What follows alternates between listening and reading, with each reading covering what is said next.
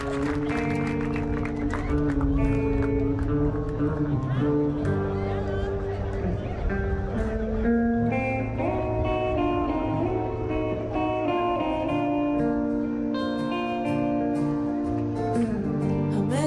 השבורה לקחה אותה רחוק,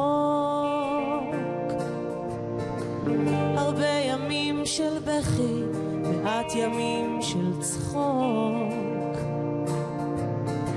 תמונות ילדות של קיץ תלויות לה על הקיר, מדהים כמה חיוך יכול להסתיר. היא הבטיחה לעצמה גם אלוהים לא יעזור, כלום כבר לא ישבור אותי, כלום כבר לא ישבור.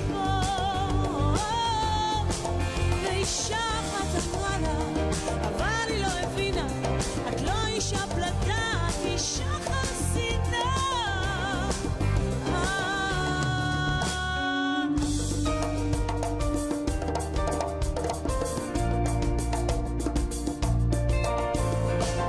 והיה לה מין מבט, כוח לא מוסבר, היא פיזרה הרבה שקרים, אבל לא את השנאה,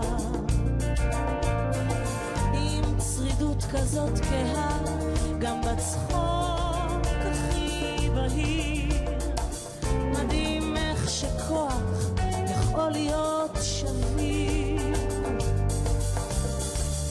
היא הבטיחה לעצמה גם אלוהים לא יעזור, כלום כבר לא ישבור אותי, כלום כבר לא ישבור. ואישה אחת אמרה לה, אבל היא לא הבינה, את לא אישה פלדה, את אישה חסינה.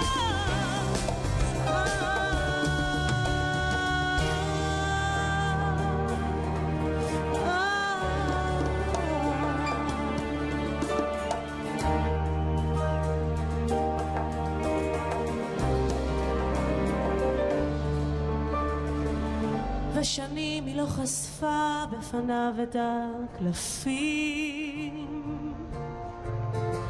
רק בחושך הסודות שלה הפכו להיות שקופים, והוא ראה אותה עמוק גם בלי לדבר. מדהים כמה שתיקה יכולה לספר.